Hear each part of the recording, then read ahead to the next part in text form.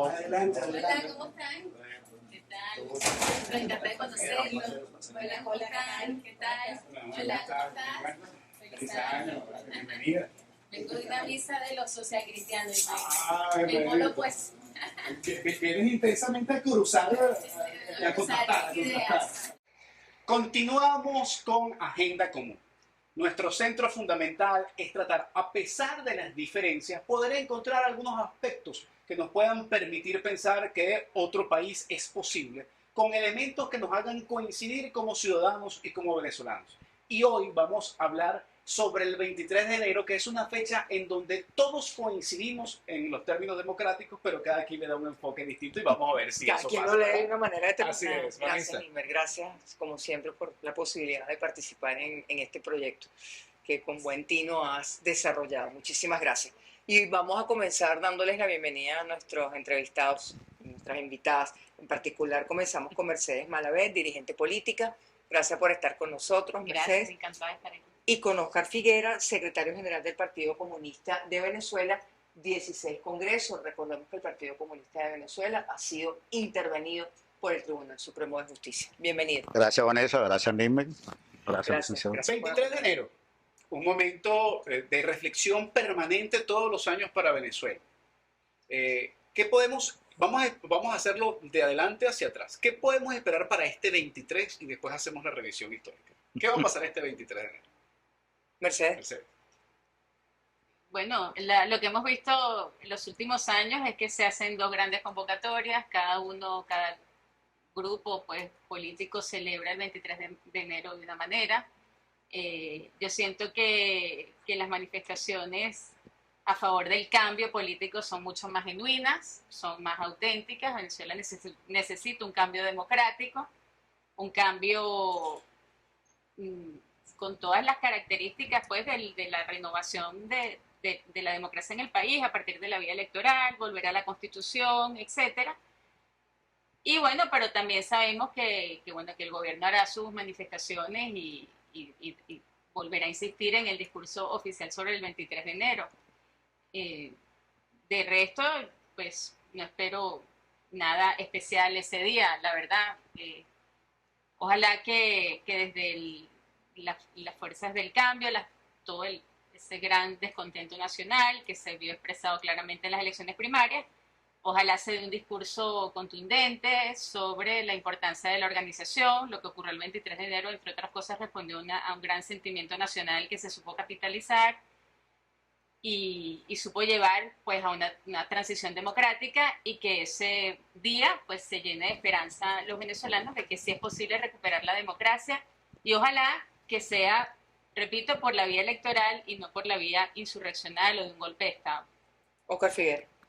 Bueno, nosotros teníamos una expectativa que no sabemos si se va a concretar, y es que el 23 de enero se pudiese realizar una gran movilización de los trabajadores y las trabajadoras, reivindicando y exigiendo la defensa de la Constitución, el respeto a la Constitución, el respeto a los derechos sociales, a las reivindicaciones de los trabajadores y las trabajadoras, y también a los derechos políticos, pero menos enmarcado en el contexto de la confrontación electoral y más en el terreno de los derechos sociales y de los derechos políticos generales. ¿Y qué pasó ¿Ves? con esa expectativa? Y hay algunas informaciones que no nos permiten saber si eso va a suceder, porque había un acuerdo inicial de encontrarnos en la Plaza Venezuela y marchar hacia la Defensoría del Pueblo para presentarle a la Defensoría del Pueblo un documento reclamando derechos. Y bueno, hoy se hizo una rueda de prensa y no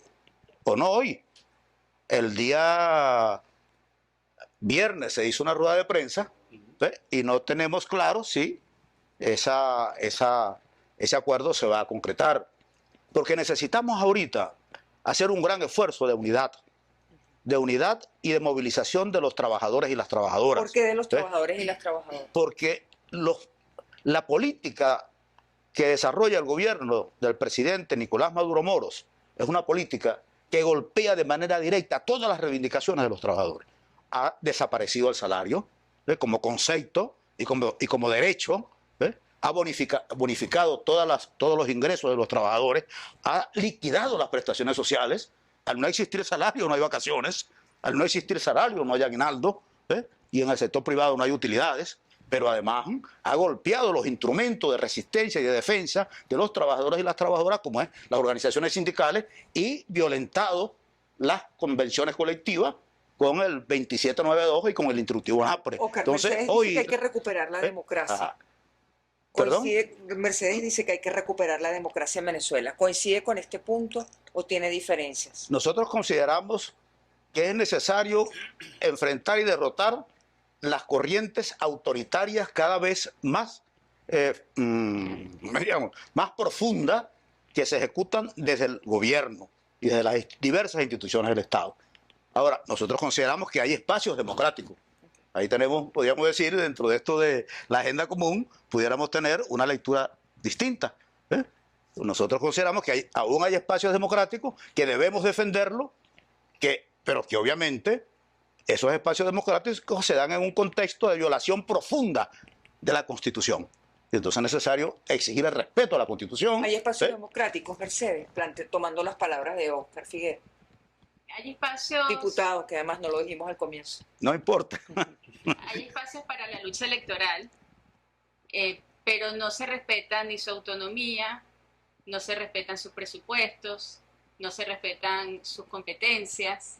Entonces estamos frente a un modelo que algunos autores han llamado híbrido, pero donde ciertamente el carácter autoritario va penetrando cada uno de los aspectos de lo que sería pues la vida democrática en sus tres niveles, en primer lugar, municipal, regional y nacional, y también en los órganos del poder público que cada día están más controlados, y esto sí me parece a mí gravísimo porque es muy notorio, por el mando del Ejecutivo, que además funciona, trabaja y se expresa como jefe de un partido. Entonces, pienso que ya prácticamente entre las violaciones reiteradas a la Constitución, tanto de los derechos sociales como de los derechos humanos, como esta progresiva intervención en los niveles de gobierno y en los órganos del poder público, nos hace hablar de que la democracia está perdida, o sea, que hay que recuperarla, que hay que relanzarla, que hay que renovarla, y que eso va a exigir pues grandes consensos nacionales, grandes acuerdos para la gobernabilidad del país, y por supuesto, siento yo, un cambio político, es un cambio a partir del Ejecutivo Nacional. Fíjense que tomando nuevamente de referencia el 23 de enero del 58, uno de los elementos fundamentales de la posibilidad de que todos los partidos que en aquel momento y fuerzas sociales que apoyaron la posibilidad de salir del sistema que predominaba en aquel momento, conducido por Pérez Jiménez, coincidían en el hecho de analizar que eso era una dictadura. Y eso encauzó la posibilidad de que, a pesar de las diferencias ideológicas, todos tuviesen un objetivo en común. Hoy el debate conceptual es un poco más complejo, porque comparar el ejercicio conceptual de las dictaduras del siglo XX con las del XXI no es lo mismo, teniendo en cuenta todos los factores que existen en ese sentido.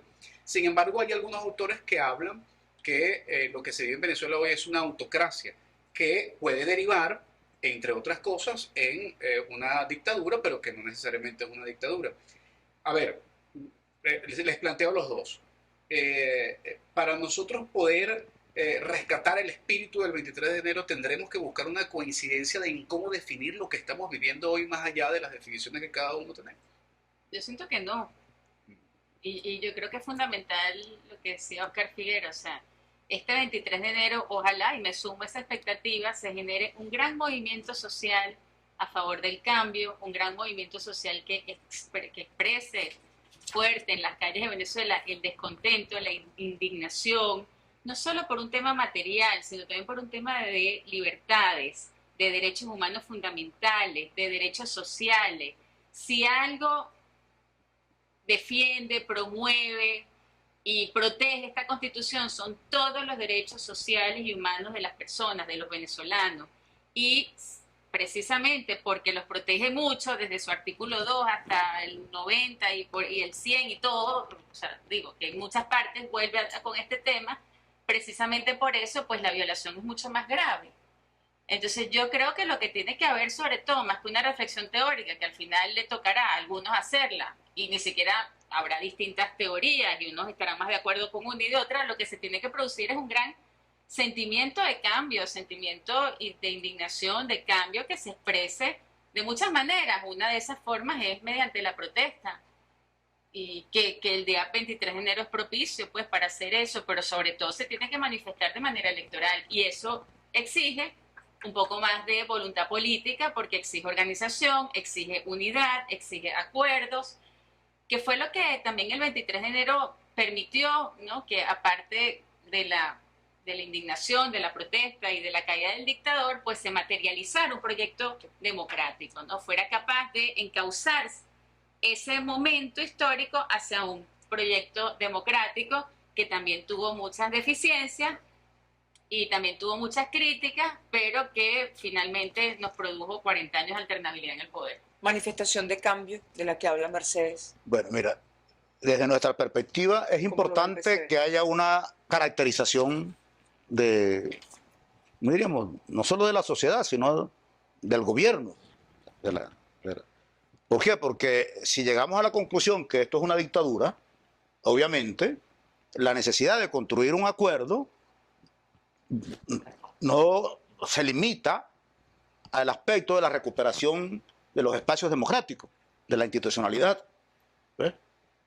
Que de alguna manera fue lo que aconteció en el 58, que se fraguó no en el 23 de enero, sino desde mucho antes, pues fue un proceso, una fragua que costó vida. O sea, la dictadura solamente salía entonces, a la fuerza. Entonces, no, bueno, ahí hubo una combinación del movimiento popular, del pueblo, y sectores militares. Hay una combinación de una insurgencia popular con una acción, porque primero fue la insurgencia popular. ¿Ves? La huelga general, previamente la huelga del sector de comunicación, de la prensa, ante las movilizaciones de los estudiantes, de los trabajadores, o sea, fue todo un movimiento que se fue. Pero lo que yo quería señalar es que es importante la caracterización, porque si nosotros llegamos a la conclusión que esto es una dictadura, obviamente el tema de cuál es el programa se reduce a conquistar la democracia. ¿Ves? Para nosotros no llegamos a esa lectura todavía. Todavía. Nosotros consideramos que aquí hay espacios democráticos, ¿ves? Como lo dije antes, que aquí es necesario construir una amplia unidad para la lucha por las reivindicaciones sociales y políticas, pero y los derechos políticos del pueblo, pero en el terreno electoral consideramos que las posibilidades de alianza están en dependencia no solo de la lucha por la democracia, sino del programa antineoliberal que se levante. Entonces, para nosotros no es nada más el problema de la democracia, sino quien venga a ejercer el gobierno, el poder, ¿cuál es el compromiso que asume frente al país? Es decir, el PSOE no participaría en ninguna propuesta en la que esto no esté explícitamente planteado. Hasta ahora es así. Hasta ahora, porque los procesos políticos y sociales son dinámicos. Entonces, hasta ahora la postura del Partido Comunista de Venezuela, el legítimo Partido Comunista de Venezuela que realizó el 16 Congreso en noviembre del año 2022, es impulsar una alianza que permita enfrentar lo que nosotros denominamos los dos grandes polos responsables de la catástrofe nacional. Las dos corrientes burguesas responsables de la catástrofe de este país. Los que están en el gobierno, que se dicen que son... ¿cómo es que se llaman ellos? Burguesía revolucionaria, que eso es mentira, eso no hay ninguna burguesía revolucionaria en los tiempos actuales, y también los que están en la oposición, que expresan intereses de otros sectores del capital.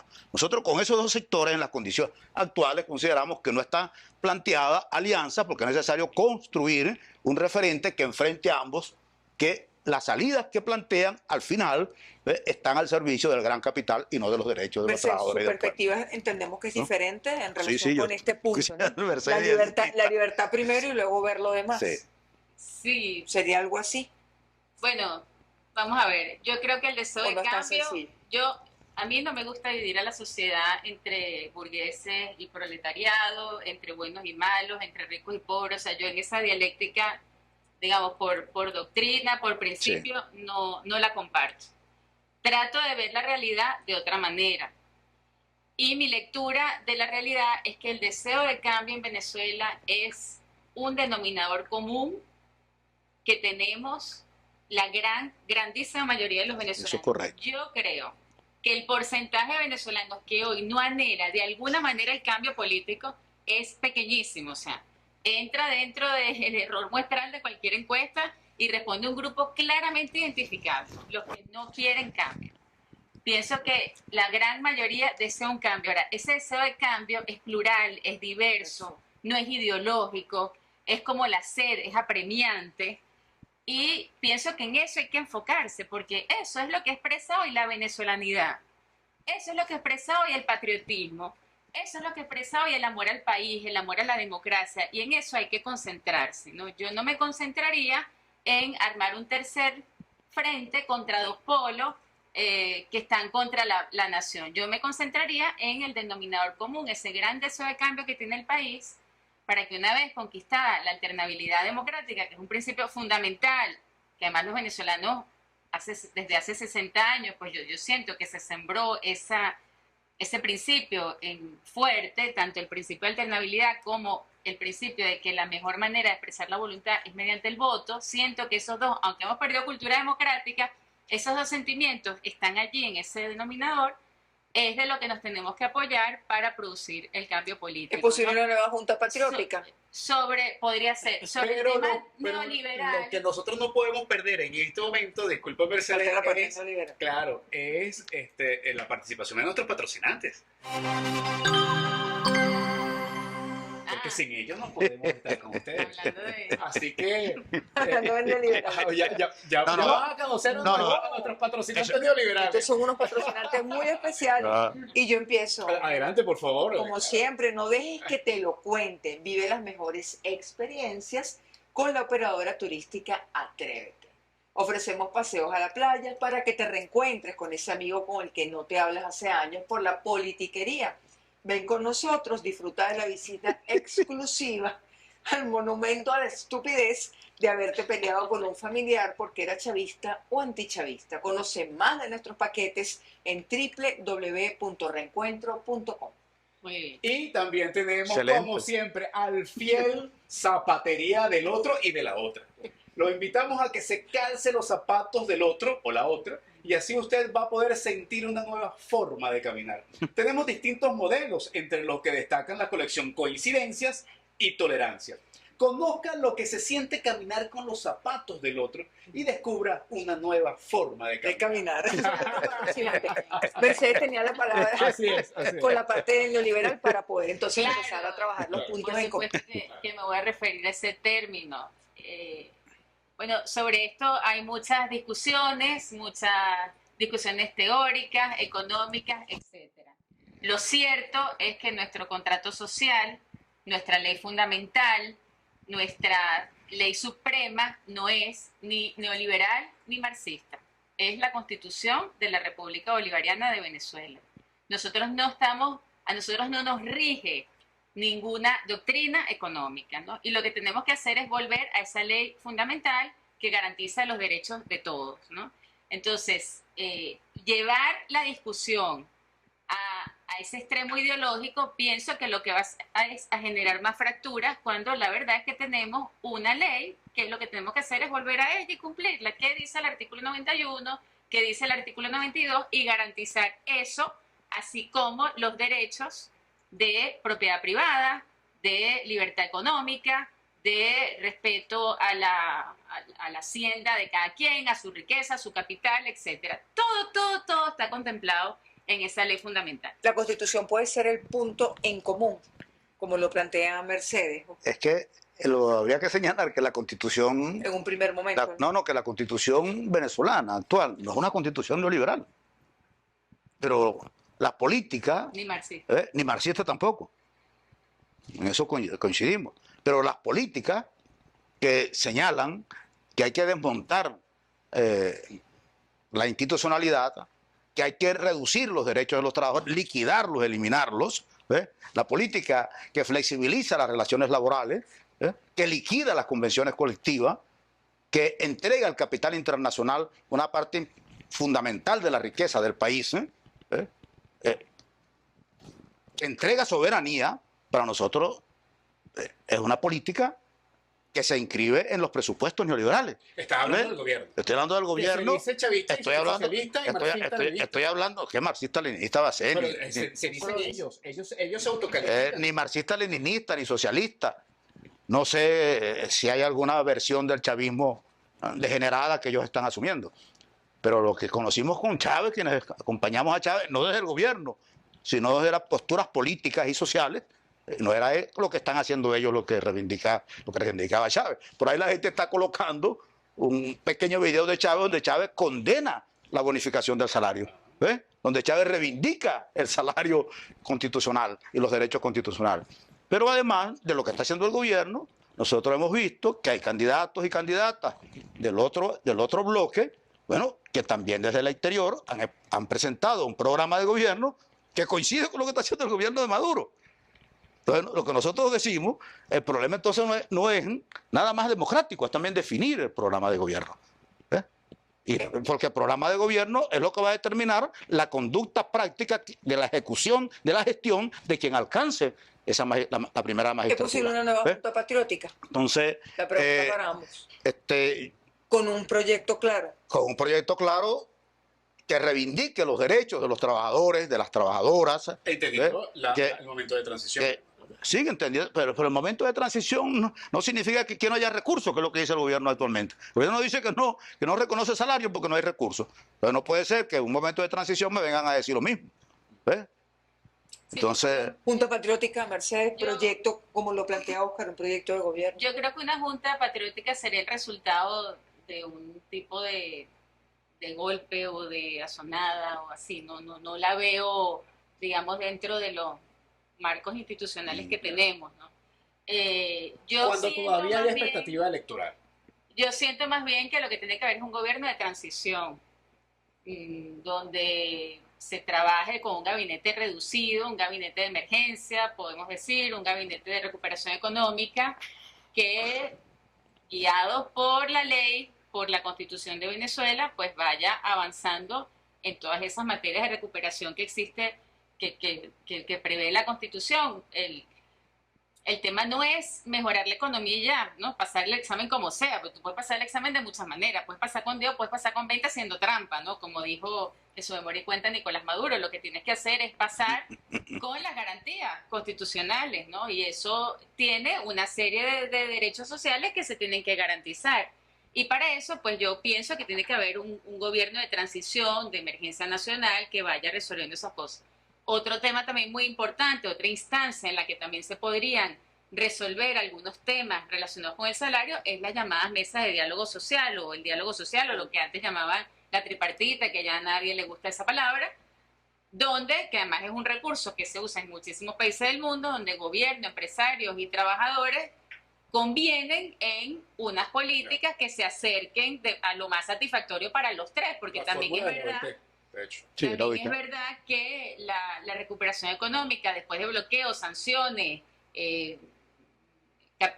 confiscación de activos del país en el extranjero, etcétera, pues enfrenta obstáculos importantes. Después de una hiperinflación, con toda esta desconfianza inmensa que hay en la economía venezolana, pues enfrenta unos retos muy difíciles de afrontar. Gobierno de transición, Oscar, como lo plantea Mercedes.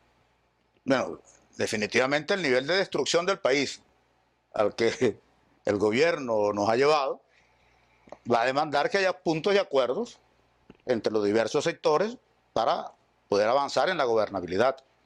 Y por eso que nosotros insistimos que se necesita un programa claro.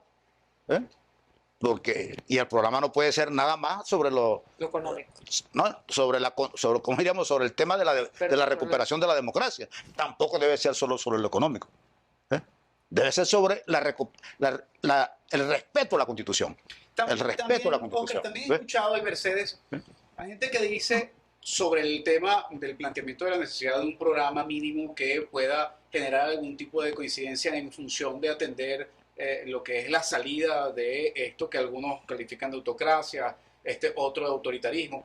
Es el hecho de que el programa lo tenemos y que quizás lo reconocemos pero no lo asumimos. Ustedes ya lo han mencionado, la Constitución no es el programa mínimo necesario para que todos nos pongamos de acuerdo. Sí, nosotros pensamos que sí, que la Constitución es el punto de encuentro Ahora, la Constitución, como sabemos, es con tanto programa general. ¿Eh? Entonces, como los contenidos que están allí. Pero tú pediste un programa. Sí, sí, sí. Todavía no me he pedido más nada. No, sí, un programa. Estamos de acuerdo en el programa general. Ajá. Bueno, entonces ahora tenemos que ver lo particular.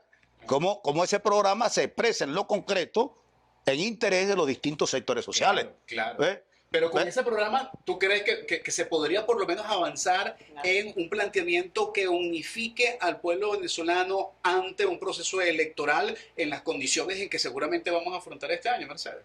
Sí, yo pienso que sí, lo que hay que hacer es priorizar algunas materias urgentes, y en eso creo que también estamos más o menos todos de acuerdo, ¿no? Que esas materias tienen que ver con lo social, con los trabajadores, con los pensionados, con toda la gran deuda social que el gobierno ha adquirido para contener la inflación, para esta dolarización salvaje de la economía, etcétera. Pues pienso que está muy claro cuáles son las urgencias, ¿no? Cuando una persona tiene un accidente, pues tú la llevas primero que toda la unidad de emergencia, ¿no? Donde lo estabilizan, y después están mil especialidades, pero esa emergencia, ¿en qué va a consistir? Creo que eso es más o menos en lo que tenemos que ponernos de acuerdo, ¿no? Luego vendrán las diferencias, por supuesto, porque si no seríamos un cementerio, ¿no? Así es. Y seguiremos debatiendo y seguiremos haciendo propuestas y seguiremos criticando o defendiendo ciertas medidas, pero lo importante es lograr esa estabilidad, ¿no? Que el país tanto requiere. Y ahí donde podemos tener diferencias es en el tema del financiamiento, ¿no? Yo siento que en el tema del financiamiento necesario para recuperar la economía y relanzarla, o para honrar compromisos, deuda social que el gobierno tiene con pensionados, jubilados, pues se va a generar un gran debate en el país sobre la banca multilateral. O sea, ¿dónde buscamos el dinero? Pues algunos defenderemos el Fondo Monetario y otros dirán que el diablo se está metiendo en Venezuela. Entonces, bueno, pero lleguemos ahí primero, Exacto. ¿verdad? Y después vemos y después No, es que ese es un tema que hay que tener en cuenta previamente, incluso previamente. En la unidad de emergencia, porque ¿de dónde vamos a sacar la plata? ¿De dónde va a salir la plata? Entonces, unos van a decir, bueno, la plata tiene que salir del bolsillo de los ricos. Bueno, no hay tal ricos, ni no hay quien. Tú no le puedes a nadie exigir que dé su capital bajo ningún concepto, o sea. Y otros diremos, bueno, hay que ir a los organismos multilaterales que prestan dinero, y bueno, y ahí se generará una discusión que tendremos que llegar a un punto medio y resolverla. Y otros diremos, se ha producido tanta corrupción en el país que hay que confiscarle a los corruptos y a las corruptas los bienes que se han robado y que deben regresar para colocarlos al servicio del desarrollo nacional. Claro, Otros diremos eso. una recuperación del Entonces no es nada más quitarle a los ricos, claro. Aunque sí estamos convencidos nosotros y nosotras, creo que el presidente Maduro ahorita lo reconoció, que uno de los sectores que fue beneficiado en el año pasado es el sector financiero, en unas proporciones que no son las como se ha beneficiado el pueblo. Entonces debiera haber equidad, debiera haber un rasgo de mayor justicia social también allí. Entonces, A la banca y a los corruptos, ese sector. al sector financiero, que no es el sector productivo, y a los sectores que se han corrompido y se han apropiado de miles y miles de millones de dólares, que se han cogido minas, a los que el gobierno les entregó minas, porque le entregó minas a un poco de gobernadores y gobernadoras, Que manejaron el peso. que hoy, por cierto, el 15 no apareció en la memoria y cuenta. ¿Qué pasó con esas minas que se le entregaron? Minas de oro que se le entregaron a gobernadoras y gobernadores. Eso no entra en la cuenta de un gobierno nacional. ¿Qué pasa con el arco minero de este país y la destrucción ecológica que se está cometiendo? Entonces, nosotros consideramos que sí hay recursos. El rol de los militares, sí hay le recursos. preguntaría a ambos, antes de que nos quedemos sin tiempo, el rol de los militares en esta idea de transición sobre la que hemos conversado en este momento. ¿Cómo lo ve Mercedes Malavé? Yo lo veo como que tienen que cumplir un rol institucional, tienen que seguir defendiendo la soberanía nacional, tienen que mantenerse como un cuerpo unido. Me parece que todavía no hemos logrado que se restablezca pues la condición no beligerante de las Fuerzas Armadas, que eso sería una de las cosas que considero urgentes. O sea, que la Fuerza Armada vuelva a su rol institucional. No estoy diciendo que vuelvan a los cuarteles, estoy diciendo que vuelvan a ocupar su rol institucional y que no sean beligerantes. y por supuesto que den paso a que el flujo democrático pues siga su curso y logre el cambio que los venezolanos anhelan. Oscar, No, ¿cómo ve el rol de los militares? ¿Coincide en esto? Bueno, los militares, nosotros defendimos en su momento y lo seguimos defendiendo, que también tienen derechos políticos. Pero a nosotros el que los militares voten es un derecho que se debe seguir cumpliendo, que se debe seguir, está en la Constitución. Para nosotros es una conquista importante. Ahora bien, el papel de los militares en la dirección de la sociedad, bueno, tiene que estar en correspondencia con lo que sea la concepción democrática de la sociedad. Y si quienes son electos y electas para dirigir la sociedad son civiles, los militares tienen que subordinarse al mando civil, ¿ves? Que es lo que establece la Constitución. Es decir, coinciden en esto, que deben cumplir un rol institucional. Deben cumplir un rol, pero también hay un aspecto importante y es que los militares han logrado un nivel de participación mayor en la sociedad. Ahora, hay que determinar cómo esa participación no significa una manera de sobreponer el aspecto militar sobre el conjunto de la sociedad. Pero su participación debe seguirse manteniendo porque la propia Constitución establece que tienen un papel en el desarrollo nacional, no solamente en la defensa de la soberanía, sino en el desarrollo nacional. Se nos terminó el tiempo, pero sin embargo ¿Sí? no quisiéramos cerrar sin preguntarles si se puede llegar a algún aspecto o agenda en común en relación a la interpretación de la violación sistemática de derechos humanos, revisando además que los presos políticos fueron una referencia importante para el 23 de enero del 58 y los exiliados, y hoy se repite una cartilla, quizás no en la misma magnitud, homologables o no, ustedes nos dirán, pero que sin embargo existe, especialmente en lo que se ha denunciado a través del Tribunal Internacional de Justicia en relación con la violación sistemática de los derechos humanos, de la Corte Internacional de Justicia. ¿Cómo ven ustedes este tema? Porque para algunos esto es un elemento determinante en función de la calificación al gobierno. Mercedes. Sí, no, definitivamente. Definitivamente. No puede haber presos políticos en Venezuela, no puede haber violaciones sistemáticas de los derechos humanos. Yo siento que eso también es una de las primeras cosas que tenemos que resolver, ¿no? O sea, no, ninguna objeción a los derechos humanos universales, al contrario, tenemos que cumplirlos con la rigurosidad y las exigencias que, repito, están previstas en la Constitución. Y esta persecución que hemos visto, la persecución a los maestros, la detención última de Víctor Venegas y a los dirigentes políticos, las inhabilitaciones, etcétera, bueno, no son más que manifestación de que estamos muy lejos del Estado de Derecho y de justicia en Venezuela. Oscar. No, sí, definitivamente, ¿no? Aquí nosotros tenemos que partir de un tiempo de unos años atrás. Hace unos años atrás nosotros señalábamos que no había aquí una política de violación de derechos humanos, que eran casos, ¿cómo diríamos?, casuales, aislados, que se daban, aislados. Eso lo decíamos hace algunos años. Sin embargo, el proceso que se ha vivido en los últimos tiempos está demostrando que se ha instaurado de las altas esferas del gobierno y de las instituciones del Estado una política sistemática de violación de derechos humanos, de violación de derechos sociales, de violación de derechos políticos, de violación de los derechos de los pueblos indígenas, de violación de los derechos ecológicos de la madre naturaleza, y de los derechos humanos en general. Porque no puede ser otra cosa una violación de un derecho fundamental en el terreno de lo social, cómo se han liquidado los derechos. Nosotros insistimos en eso, porque para nosotros el problema de los trabajadores es esencial. Violación de los derechos de una sociedad donde el Estado y el gobierno violenten los derechos de los trabajadores es una sociedad que nosotros confrontamos. Esté quien esté y se llame como se llame y se coloca el título que se coloque quien la esté dirigiendo.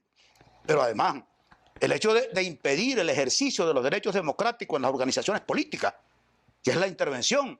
Aquí hay, no sé, aproximadamente unas 12 organizaciones políticas, si no más, intervenidas.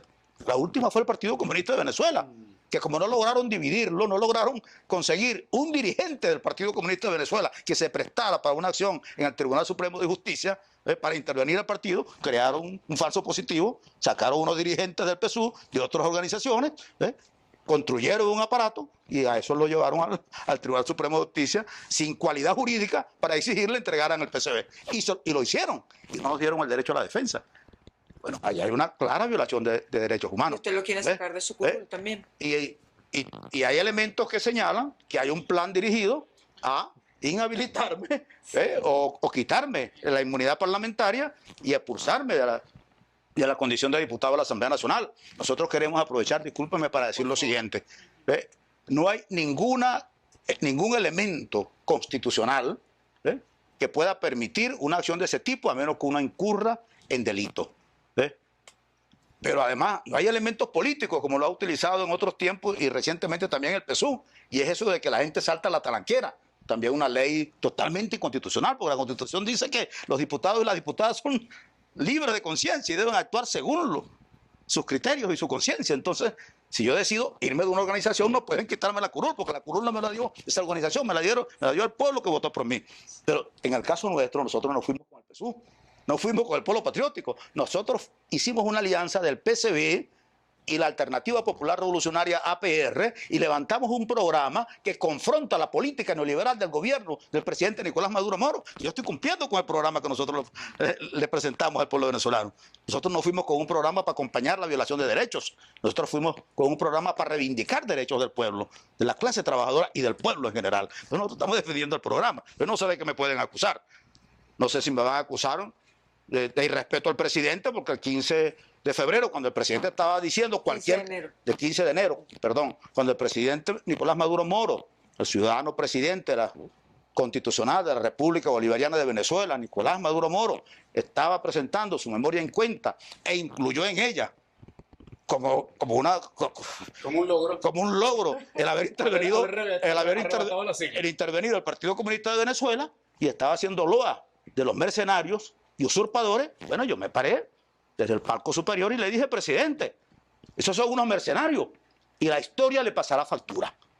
Ahí el presidente dijo: traidores es traidores, y ahí aplaudieron, y que leales siempre, traidores nunca. En ese momento, cuando hacen eso, es una respuesta a la intervención que yo hice. Planteó. No sé si eso lo podrán utilizar, pero el presidente tiene que respetar, para que pueda también tener respeto. Yo considero que no lo irrespeté, sino que hice uso en un momento de inmenso abuso político y mediático que le estaba cometiendo, de un mínimo esfuerzo para que quienes estaban allí, por lo menos, porque no permitieron que eso saliera al espacio público, supiesen que nosotros vamos a defender nuestros derechos en todos los espacios que la legalidad y la sociedad y la lucha social, y aquí no coincidimos con usted, mi querida profesora Mercedes, y la lucha de clase nos lo plantee.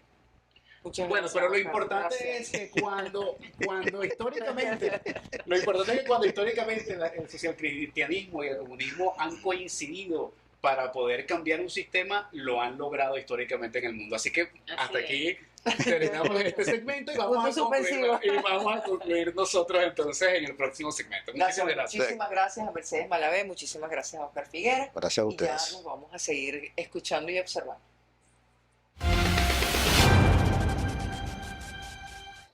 Después de esta conversación con Mercedes Malavé y con Oscar Figuera, Nilmer, los puntos en común, por supuesto que hay diferencias, y sin embargo...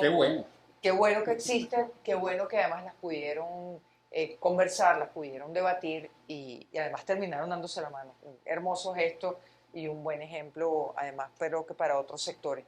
La Constitución es un punto de encuentro. Ahí hay coincidencias, probablemente hay diferencias en cuanto a que hay artículos en los que tienen distintos puntos de vista, que consideran que deberían ser reformulados o rediscutidos, pero en principio la Constitución es un punto de encuentro.